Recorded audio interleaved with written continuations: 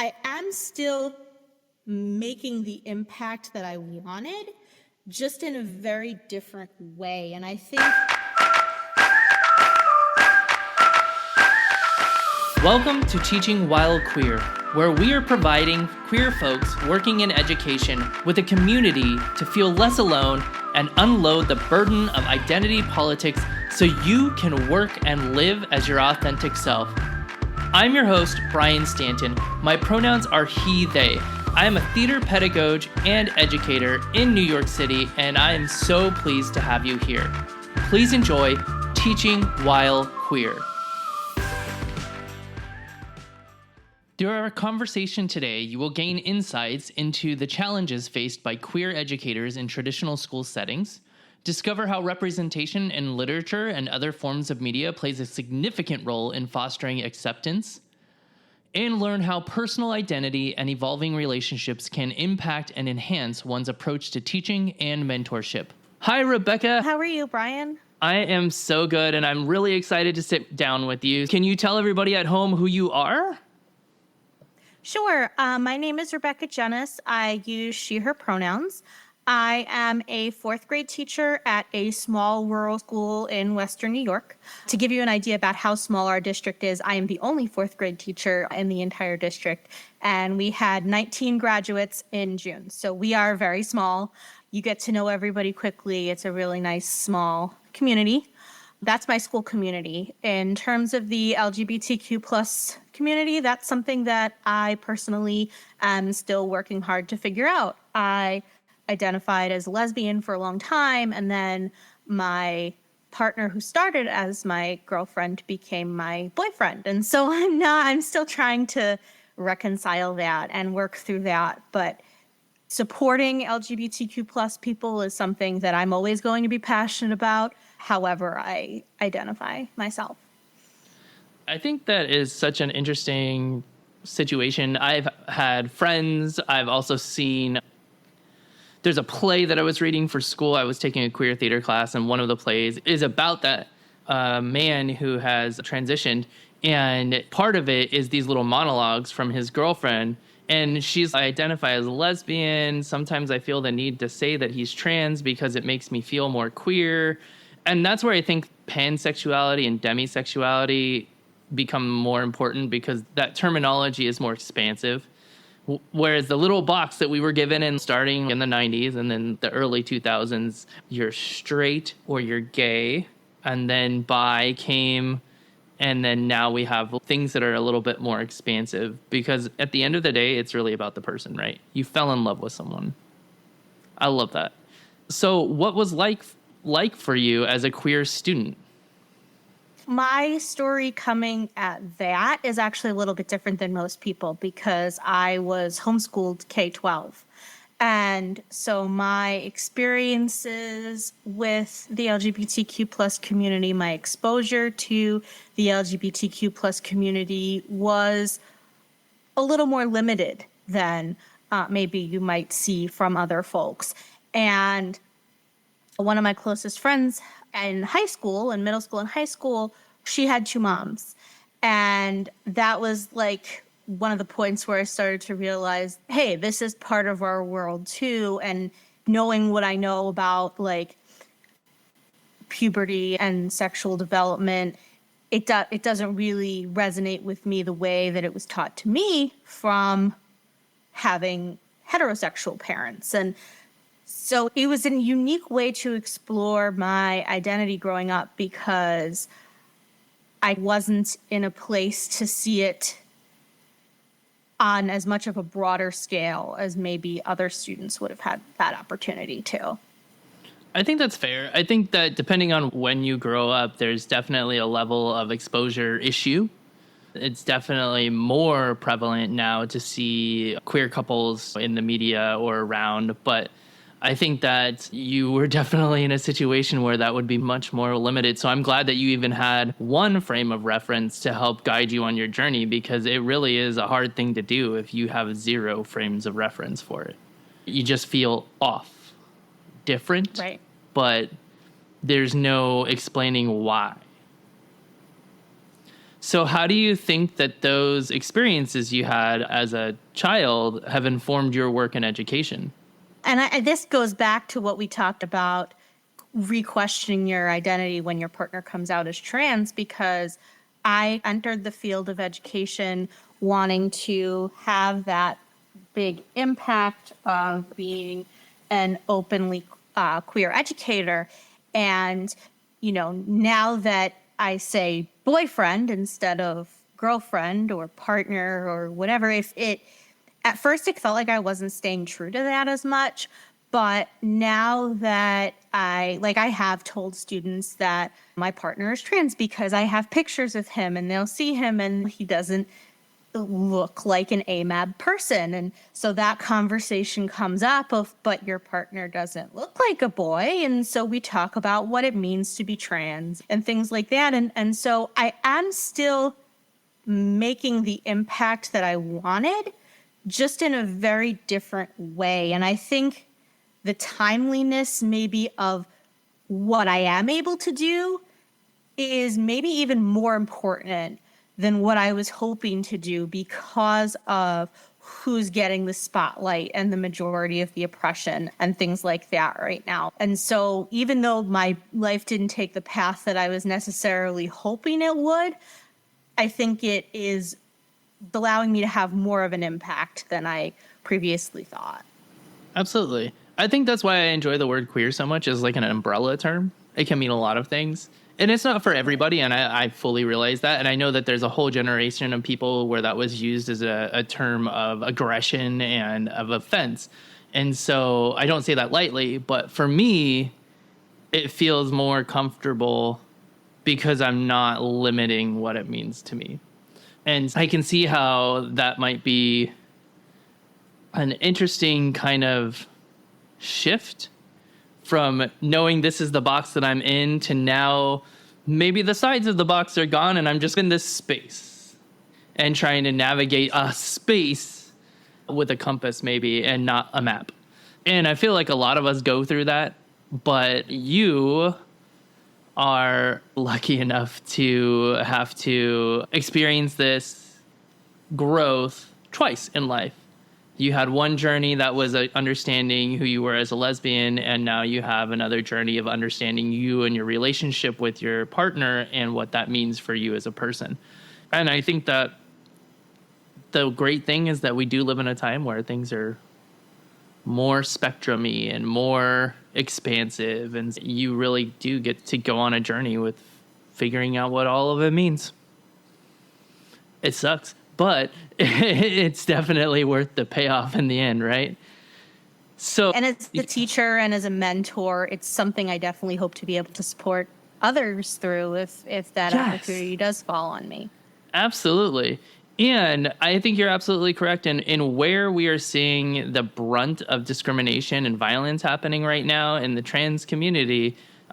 This is such a special message to share that I fell in love with this person and this person now has transitioned and I'm still in love with this person. And it's reinforcing, because I think for a lot of people who are anti-queer, it comes down to sex. It's all about sex.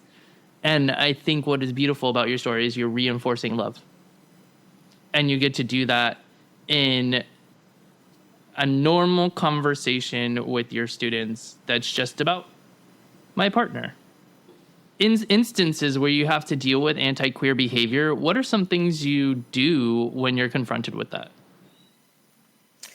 I have to say I'm very lucky that I have a very supportive admin, and we made it a point at our conference days last year to go over the new guidance document. That's what we have about 1 million of in New York State.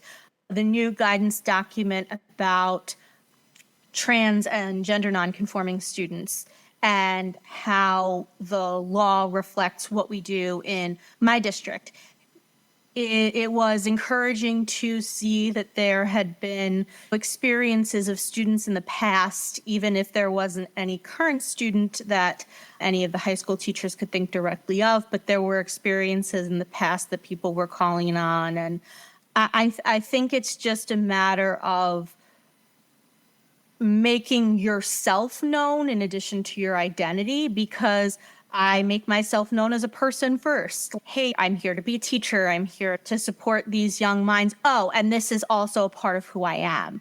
It doesn't go away just because I'm in the classroom, but also I'm not going to put it before my job. Like, I'm here to teach and I'm here to mentor, and this is just a part of my life. In addition to that, other women teachers go home and have husbands who were assigned male at birth, and that's what they do. It's no different than that. And that's what I try to communicate by being a teacher first and showing my personality as part of that. Absolutely. And I think what's impactful about what you said is this idea of person first. I think about this also from the disabilities community. I learned about person first language when we were trying to combat the R word and whatnot. And one that is cross collaboration between oppressed groups, right? But also when I'm in the comments, because I'm inevitably in the comments arguing with someone on YouTube, I always come back to these are just human beings sharing their stories. We are human beings sharing our stories, talking about our jobs. That's it. And you're correct. You are a human being, but also there's this other aspect of queerness in your identity. There's this other aspect of maybe you like to play chess. Maybe you juggle. There are other facets of who you are and what your identity is. And it's so frustrating when people hone in on the one thing. Right. New York State has said, I am licensed to be a teacher. I'm qualified to be at the table, and so I'm going to take my place. Absolutely. And thinking about that, if you were to talk to someone who's going into education and they were unsure about being authentic at work, what kind of advice would you give them? I would say know your area, know your admin, know your families, because not every district is as welcoming as much as we can put in laws and legislation and guidance documents. Unfortunately, that oppression is going to be out there. Know your district, and if you're going to insist on being as authentically yourself as I think you have every right to be, find yourself a district where you have supportive admin, where you have supportive families, or if not even supportive families, just families who accept you for your work, because that goes a long way. Like I mentioned before, of weaving that into just, hey, what'd you do this week? And kids will say, oh, I went to the zoo, or I went to this. And I can just say my partner and I went to decorate the Christmas tree, or whatever it is. Just weaving it into your own story where it fits, but making it part of your story as opposed to making it your entire story and then trying to make education a part of it. It needs to be as equal footing as you can, because you're going to be heard if you're authentically yourself in as many areas as you can be, not just with your LGBTQ identity. Absolutely. And I think that's the key there, is that there are so many facets of your identity, and authenticity is about owning all of that. And you're absolutely correct in the sense that many of us just want to be able to say, my partner and I went to do this and this. So many people on the hater side are like, there's no place for sexuality in school and your gender ideology. And I was like, literally, I just want to be able to say that my partner and I went to some place with our kids. It's not that difficult. And that's how heterosexuality shows up in the classroom every day. So we've got, being in New York State, we have some very inclusive laws and whatnot. Are there things that you think that the educational community can do to be more inclusive of queer people? I think there's things that New York State can do to be more inclusive of everyone. There's too much red tape in education for me to be able to do what you do. And I feel it. It is frustrating for me to sometimes to step into a classroom where I know that there are specific things that I need to follow and do, and that other things have to fall by the wayside because of that, and they're not getting the attention that I think that they need or deserve. And I think recognizing that there are more LGBTQ plus people who are open that there's ever been. We talk about with things like reading curriculum mirrors and windows, have young LGBTQ people or even people who aren't sure, students who aren't sure, being able to see themselves in literature, and vice versa, people who have no idea what it's like to be a member of the community, seeing that authentically represented in literature is something we have a little bit of, but not lots of, and not just literature. Like, that applies everywhere. And I think the more normalized it becomes as just not even like state mandated part of what we learn, because that makes it even just a bigger deal. Just like the fact that it can organically arise in our curricula, in our classrooms, is what will make children more accepting and and future generations more accepting. You have to, like the song from South Pacific says, you have to be taught how to hate, but you can also be taught how to love. And it's our job to make sure that these students are getting a message of love, no matter who you are. Fun fact, that song was omitted from the musical for many years because it was too controversial. But you have to be carefully taught is all about being carefully taught to hate people because they're a different race. And that is 100% true of any difference. And I just love that you brought that up as a little musical theater nerd that I am, because I don't think a lot of people know about that song. And I think it's way ahead of its time because it came out, decades and decades ago. And it's so interesting to me because I think that we do I see more hate being taught than love in the world right now, which I find very scary and sad. Mm-hmm. We're wrapping up our interviews right now with a question from one of our listeners. And today's question comes from Kelvin from New Hampshire. And Kelvin asks, what is your favorite thing about working in education? That is like asking me to choose a favorite book. I think if I had to pick something that resonates with me more than anything else, I'll share that I moved districts this past year. This upcoming year is going to be my second in the district, even though it's my fourth year teaching. And it was a move that I very much needed for a number of different reasons. But within a year, I already know who all of my students are going to be in the fall, and I already know a lot of things about them. And I think it's developing that bond with your students and with your coworkers, and knowing that you're getting to know these people who are going to go on and do amazing things, and that you were part of their life even just for 180 days. That is probably one of the most special things that a teacher can say that they do that not a lot of people can say. So I do love the ability to connect with children and have that impact, because it is a very real bond that I don't think a lot of people understand if they're not in education. I agree with that. As a theater educator, when I was teaching high school, I started to collaborate with the middle school, and so I started to see people for long periods of time. That kind of connection where you get to see this person and watch them grow over the course of years is wild, especially when you get a glimpse at them their senior years, because there's this magical thing that happens after the winter break where they go from being like teenagers to young adults. And it's like all the college applications are done. They got to go away for the holiday or whatever. And then they come back and this young adult is there. And as a person who's watched them for all these years, you go, whoa, when did that happen?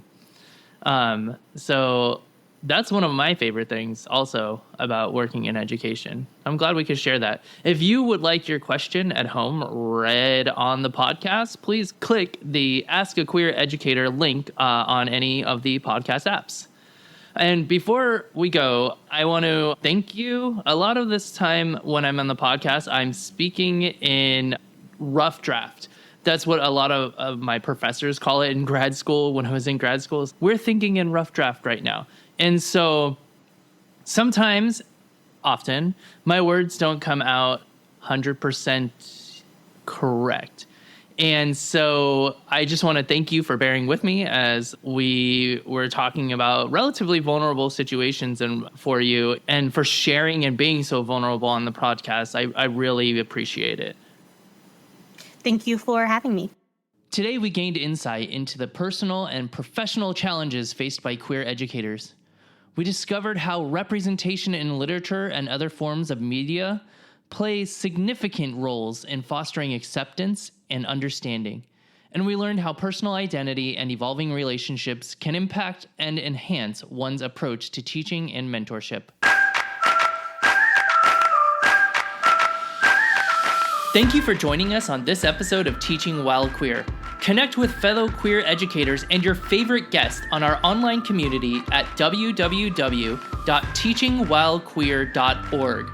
New community members receive a free resource focused on creating an inclusive classroom environment. Have a great day.